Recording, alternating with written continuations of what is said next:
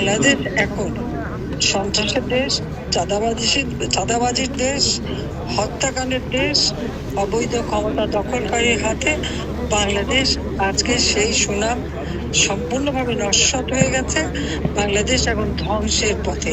সারা বাংলাদেশ এখন চলছে। জেলা, উপজেলা, ইউনিয়ন পর্যন্ত মামলা দিয়ে হয়রানি করা হবে অথবা আগুন দিয়ে পুড়িয়ে দেওয়া হবে। এই দুটি কাজই তারা করতে পারে। বাংলাদেশে কারো কথা বলার অধিকার নাই। কোনো সংবাদপত্র অথবা টেলিভিশন কেউ কোনো নিউজ দিতে পারবে না। চরম মানবাধিকার লঙ্ঘনের মধ্যে দিয়ে বাংলাদেশটা চলছে। এই ধরনের একটা অন্ধকার যুগের দিকে আমাদের দেশটাকে ঠেলে দিচ্ছে, দেশের মানুষকে ঠেলে দিচ্ছে। আশ্রয়ের মাধ্যমে যাদের পরিবার ঘর দিয়েছি সেগুলো দখল করে দিচ্ছে। মানে দখলবাজি, চাঁদাবাজি, আসামি হোক আর না হোক সেখানে যে তাদের কাছে চাঁদা নেওয়া নইলে মামলা দেওয়া, মামলাবাজি, চরম মানবাধিকার লঙ্ঘনের মধ্যে দিয়ে বাংলাদেশটা চলছে। এই অবস্থা থেকে মুক্তি পাওয়াটাই হচ্ছে এখন সব থেকে বড় প্রয়োজন, দেশের মানুষকে রক্ষা করার। তো আমি আমাদের প্রবাসী যারা তাদেরকে ধন্যবাদ জানাই। তারা যে গণতন্ত্র ফিরিয়ে আনার জন্য দেশের মানুষের শান্তি নিরাপত্তা নিশ্চিত করার জন্য যে সকল পদক্ষেপ আপনারা নিচ্ছেন, আপনাদের অনেক ধন্যবাদ। বাংলাদেশে কারো কথা বলার অধিকার নাই। কোনো সংবাদপত্র অথবা টেলিভিশন কেউ কোনো নিউজ দিতে পারবে না। সব জায়গায় তার ওই মেটিকুলাসলি ডিজাইনের মাস্টার মাইন্ডের প্রতিনিধি সব জায়গায় বসে আছে। আওয়ামী লীগের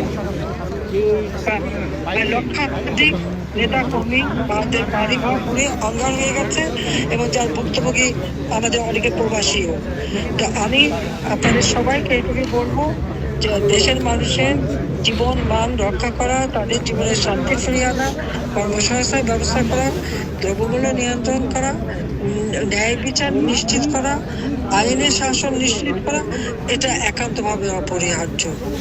তার জন্য আপনারা যে আন্দোলন করছেন সেজন্য আপনাদেরকে আন্তরিক ধন্যবাদ জানাচ্ছি। আর আন্তর্জাতিকভাবেও আমার এটাই আবেদন থাকবে যে একবার ফিরে দেখুন, আওয়ামী লীগ 2009 সাল থেকে এই 24 সাল পর্যন্ত বাংলাদেশকে উন্নয়নের রোল মডেল হিসেবে বিশ্বব্যাপী প্রতিষ্ঠিত করেছিল। বাংলাদেশ ছিল বিশ্বের কাছে উন্নয়নের বিস্ময়। আর দুর্ভাগ্যের বিষয়, সেই বাংলাদেশ এখন সন্ত্রাসের দেশ, চাঁদাবাজির দেশ, হত্যাকাণ্ডের দেশ, অবৈধ ক্ষমতা দখলকারীর হাতে বাংলাদেশ আজকে সেই সুনাম সম্পূর্ণভাবে নস্যাৎ হয়ে গেছে। বাংলাদেশ এখন ধ্বংসের পথে। এই ধ্বংসের হাত থেকে দেশ ও জাতিকে সকলে মিলে রক্ষা করতে হবে, সেটাই আমার সকলের কাছে আবেদন। সবথেকে দুঃখের বিষয়, জাতির পিতার নাম মুছে ফেলা, তারকে অপমান করা। ওই 32 নম্বর আমাদের দুই বোনের ওই সম্পত্তি আমরা নিজেরা ভোগ করিনি, আমরা ট্রাস্ট করে জনগণকে দান করে দিয়েছিলাম। আমাদের স্বাধীনতার স্মৃতি বিজড়িত, সেটাও আগুন দিয়ে পুড়িয়ে দিয়েছে। আর আমাদের বাড়িঘর সব তো পুড়িয়ে লুটপাট করা হয়েছে।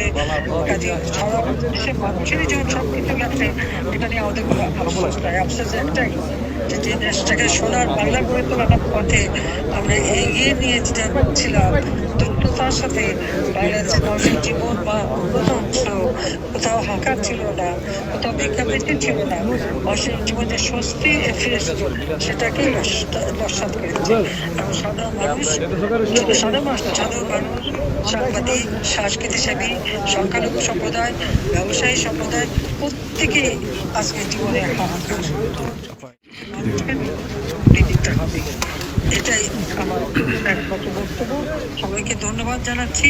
জয় বাংলা, জয়।